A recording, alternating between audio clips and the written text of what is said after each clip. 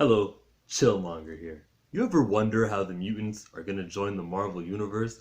Well, pick up X-Men, the 643rd issue of it, to find out. Because at the end of this comic, the telepath, spoiler alert, is going to make it so that every human being forgets the X-Men existed. There is a loophole to what exactly she said at the end of the comic. I'm gonna get the exact wording for you because she said the whole world at large. Let me double check for you. As of right now, the world at large has never even heard of mutants. We never existed, she says. You can see the side of her head. Looks like she got some stitches done. And she also got a haircut out of it. Cool. You know how many blondes there are on the team? Now she can actually stick out. We'll know Emma Frost from Magic and from everyone else. All the other blonde X-Men. So look. What the fuck? There's one more issue coming out after this one, and we're gonna, I guess, get into the new writer's run. I feel like Matthew Rosenberg, 21 issues that he got to write for X-Men was not enough. I don't know what Hickman has planned. You'd have to think that Hickman, the new writer, spoke with Rosenberg and said, these are the guys I want to use, these are the guys that you can kill, and let's flow into each other, rather than this guy's writing a story and everyone forgets it because Jonathan Hickman wants to do the Magneto was right storyline or something. That, like, this is synchronization. I want to say that Hickman is to thank for this. It's not just Rosenberg writing comics out of his head. Now, because she said the world at large, does that mean the Earth? Does that mean a hero is going to be out in space and they're going to remember a mission that they did with Wolverine? Because he's a big guy. He's been on plenty of missions. He comes back to Earth and he's going to forget about the mission that he did with Wolverine. Like, how is this happening? Is Emma Frost mind wiping every single day, every single hour she erasing minds? Is because a robot like Iron Man is gonna have some footage of the missions that they do. Maybe he wants to go back and watch how and examine how he can defeat this villain. Oh, there's Wolverine. Hey, wait a minute, Wolverine? Who the hell is that? X-Men, and he'll they could be found out because you cannot mind wipe a machine. Maybe the heroes do exist. It's just the whole X gene and their mutants and all that, the backstory of it might be forgotten by humans. Maybe every time Captain America is going to wonder, he'll just forgetfully, or not forgetfully, I don't know what the word is, but his mind will go somewhere else. Maybe that's the spell that Emma Frost has put on everybody. I hope it's that way rather than they never existed, no one even knows Cyclops. I hope it's like, yeah, all these things happen. We did have an Avengers versus X-Men fight in the 2012 comics. What was that over again? I don't know. It was the Phoenix Force. Yeah, it was that. Nothing to do with mutants wanting rights and them being dwindled down to 198 left in the world and they have to fight back. None of that. I hope that's where we go. And then in the movies, I hope we get to a place where we could shoot, I guess, spoiler alert for Spider-Man Far From Home. Okay? Ready? There was a scene where a character was present when Iron Man was talking to the MIT students back in 2016 Civil War. There was that scene. So maybe that we can say the same thing happened. Yeah, back in 2012 when the Avengers were fighting all those aliens, the X-Men were there. Every single time that, when they were fighting Thanos and those portals got opened, the X-Men were there. They were helping. We just made you forget about it right afterwards. Maybe they'll go that route and that's what will happen in the movies. They'll show a scene of, oh, right on the side of the stage, it was Professor X right beside so-and-so. So that's what I think. I think that they wrote a comic book reason for why it'll be successful 5 years from now, because Kevin Feige, the producer at Marvel, says, I write these stories 5 years in advance. So 5 years from now, when it's time to implement the stories that he's writing right now, we'll get the Fantastic Four, we'll get the X-Men, whose movie rights were acquired by Fox, so we'll get them in that route. The explanation, I hope you didn't hear that background noise, the explanation will be that the mutants were hiding from you.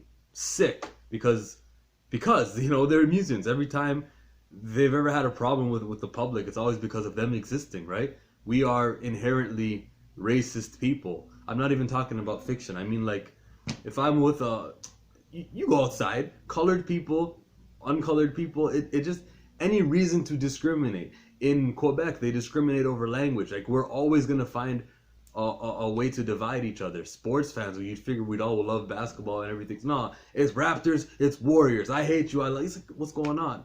Brooklyn Nets, Brooklyn Knicks. They're in the same city, but they gotta have some sort of rivalry. Everyone's always looking to make teams and divide each other. That's my observation of the way things are. So yeah, mutants. Oh, we can just secretly just live by ourselves.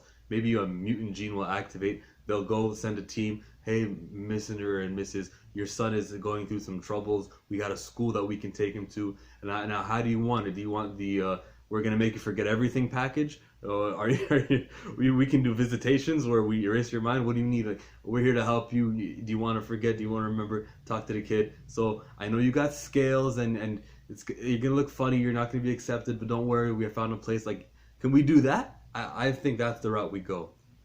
I can talk about the comic though. Let's do the play-by-play. It's a rescue mission for Emma Frost.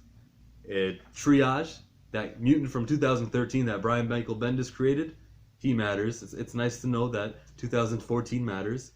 Matthew Rosenberg is not forgetting these things, finding all these loose strings. And there's a line later on in the comic where they're referencing Elixir, saying, oh, we don't need two healers.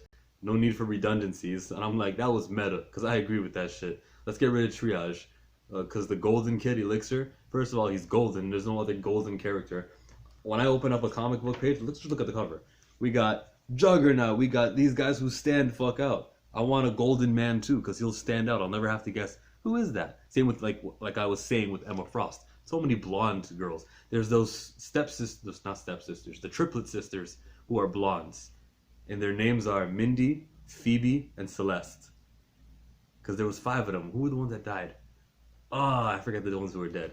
And I'll get to this page here, where Triage sees Wolverine, and instead of healing the Office of National Security men, he just touches on Wolverine, heals him up. Look at this picture here.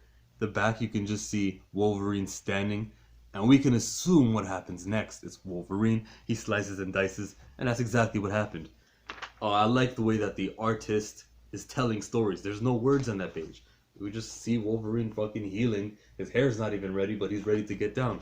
Now, Emma Frost tells them the plan, all psychically. We do not know the plan, we the readers, just the X-Men know what it is. Oh my, what's going on? Wolverine's out there slicing and killing and everything. He sees that one mutant who ages really, really quickly. He's being kept alive, he's left struggling. Wolverine says, I'll put you out your misery. And he kills him, just like in that X-Men 3 movie, the way he got Phoenix.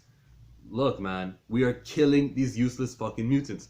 This guy was created in, 2011? No one's used him? Alright, let's kill that Gabriel kid in this comic book. We are getting rid of the dead weight.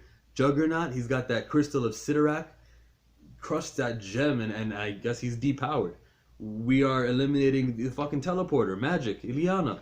Teleportation's a big fucking deal. That's a huge power. Sometimes it makes you wonder, well, if they had a teleporter, why couldn't they do this the whole time? It's a crux to a lot of storytellers. Well, she's out of there now too. She got depowered. As she was depowered, she turned into fucking Darkchild from the Limbo stories. I hope you're all reading your new X-Men omnibus of the quest for magic. Yeah, I collect X-Men. This fucking comic explains everything and how Pixie, the other teleporter, she actually teaches her how to teleport in this comic book. And I think like she is going to be our resident teleporter. When we were getting rid of the redundancies, the double ups on powers. This is fucking phenomenal. What we're doing with X-Men in this comic is great. So Hope is a character. She's going in the next comic because we haven't done anything with her. When Hope is around a character with a mutant gene, she'll absorb your powers. So she could do the teleportation. She got them all out of there. But that's the last teleportation that we'll have. I'm telling you, teleportation's too much. Nightcrawler, at least he's limited. He can bamf from one place to another, but not too far away. This one just creates a disc and goes through that portal. Like, that's a little bit much. You can go to planets like that. You can go to Sidorak, wherever the fuck that is. Where is it called? I don't know where it's called, but that planet. You can go there with that. So here's Darkchild. Now, Darkchild looks a whole lot different than the comic books from past.